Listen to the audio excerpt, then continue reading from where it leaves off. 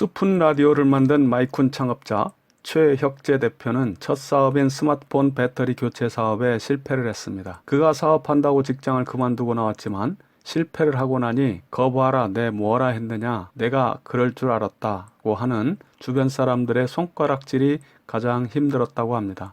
하지만 그는 자신의 실패를 인정하는 것에서부터 다시 시작할 수 있었다고 합니다. 실패를 통해 그가 얻은 교훈은 시장의 한계와 기술 발전의 속도를 예측하지 못했다는 점입니다. 새로 출시되는 스마트폰들이 배터리 교체형이 아닌 일체형으로 나오면서 사업이 힘들어졌기 때문입니다. 그래도 다행인 점은 탄탄한 팀워크를 유지하고 있었다는 점입니다. 회사가 어려운 시기에 팀원들이 스스로 월급을 줄이자고 말할 정도로 신뢰관계에 있었던 것이죠. 진정한 팀은 이처럼 어려울 때 함께하는 사람들입니다. 대부분은 회사가 어려워지면 떠나는 것이 사실입니다. 그래서 초기 스타트업은 창업 멤버가 가장 중요합니다. 최 대표가 재도전하기 위해 잘했다고 생각되는 점은 시장 조사와 고객 리서치를 실시했다는 점입니다. 어떤 아이템이 좋을지 10명을 2개 팀으로 나누어 리서치를 하면서 100개가 넘는 아이템을 검토했습니다. 그 중에서 가장 유력한 3개 아이템을 골랐고 최종 선택도 서비스를 가볍게 런칭한 후 소비자의 반응을 보고 결정했다는 점입니다. 린 스타트업 방법론을 따른 것이죠. 린 스타트업 방법론은 초기 스타트업을 위한 리스크 감소 방법론입니다. 아이디어가 있으면 최소 요건 제품을 만들어서 목표로 하는 고객의 반응을 측정하고 그 데이터를 근거로 학습하면서 계속 개선하며 밀고 나갈지 아니면 방향 전환을 해야 할지를 결정하는 것입니다. 최 대표는 베타 서비스를 런칭하고 1년 동안 54번이나 업데이트를 진행했다고 합니다. 그 중에서 가장 성공적인 업데이트는 생방송 기능과 현금 후원 기능이었습니다. 이때부터 서비스가 급성장한 것입니다. 그런데 만약 이 서비스를 아웃소싱으로 개발했다면 이러한 지속적 개선 작업이 불가능했을 것입니다. 그래서 제품과 서비스를 구현하는 핵심 역량을 조직 내부에 보유하고 있는 것이 중요하다는 것입니다. 또 하나의 사례를 들어보겠습니다. 간편 송금 앱 토스의 이승건 대표 이야기입니다. 그는 인내와 끈기를 가진 창업자입니다. 혼자서 창업한 후에 9개월이 지나서야 공동 창업자를 만났고 2년째에 창업팀 5명이 모이게 되었습니다. 그는 사업 아이템을 8번씩이나 실패했지만 토스 하나로 유니콘 기업의 반열에 올랐습니다. 그의 끈기와 인내심 덕분이겠죠. 그는 처음에 자신과 팀이 하고 싶은 아이템으로 사업을 추진했습니다. 투표 솔루션, SNS, 셀카봉, 문화강좌 포털 등의 아이템을 추진했지만 실패를 하자 사람들이 무엇을 원하는지 귀 기울이기 시작했습니다. 창업 후 4년 만에 사람들의 불편함을 수집하기 시작한 것이죠. 3개월 동안 시장 관찰과 아이템 탐색 시간을 통해 100여 개의 아이템을 검토했습니다.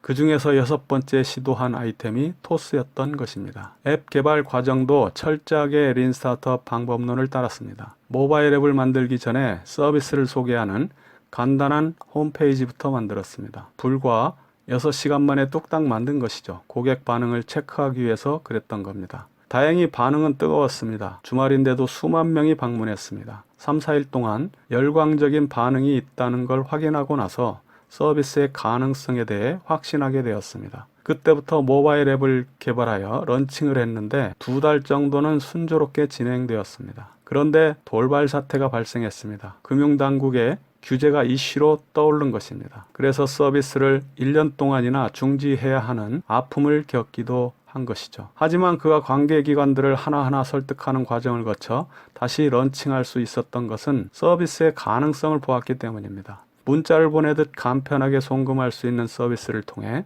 사람들의 삶을 더 낫게 만들 수 있다는 확신, 이 미션에 대한 팀원들의 헌신이 있었기에 가능했던 것이죠. 그는 창업 초기에 주당 120시간씩 일을 하며 몰입했다고 합니다. 초기 창업자라면 죽음의 계곡을 넘기까지 워라밸은 잠시 접어두는 것이 좋습니다. 스타트업이 죽음의 계곡을 건너는 일은 마치 바닷거북이 모래밭 속에 알에서 깨어나 바닷속으로 진입하는 것과 같습니다. 생존을 위해 최선을 다해야 하고 여기에는 엄청난 에너지를 필요로 합니다. 성공 창업자들의 공통점 중에 한 가지는 치밀하다는 점입니다. 특히 사업 타당성 검토에 소홀하지 않습니다. 사업 타당성 검토는 사업의 성공 가능성을 확인하는 과정인데 사업 수행 능력과 시장성, 기술성, 수익성 이 네 가지를 종합적으로 검토하는 작업입니다. 첫째, 사업 수행 능력 평가는 창업 멤버가 사업을 수행할 수 있는 능력이 있는지, 창업 멤버에게 사업 아이템이 적합한 것인지를 평가하는 작업입니다. 둘째, 시장성 평가는 계획하고 있는 제품이나 서비스를 소비자들이 얼마나 사줄 것인지를 평가하는 것입니다. 제품 시장 적합성 평가를 비롯해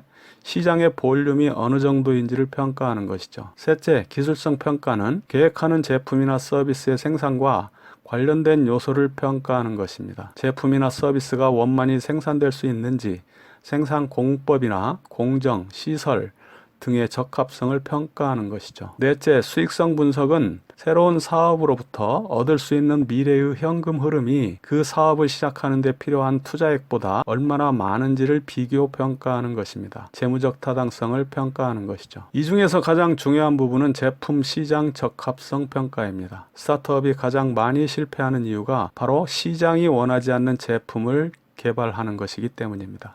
그래서 철저하게 사업의 핵심 가설을 검증하는 과정이 필요합니다. 제품이나 서비스를 개발하기 전에 사업에 대한 가설을 검증하는 도구부터 만들어 검증해야 합니다. 최소 요건 제품이든 가짜 웹사이트든 홍보용 리프렛이나 랜딩 페이지든 타겟 고객의 반응을 체크하고 가설을 검증할 수 있는 창의적인 방안이나 도구를 마련해야 합니다. 이것이 투자되는 비용이나 시간을 절약할 수 있는 가장 효과가 높은 유효한 학습 방법입니다. 유효한 학습은 진짜 고객으로부터 나오는 실제 데이터로 증명되어야 한다는 점을 명심하시기 바랍니다.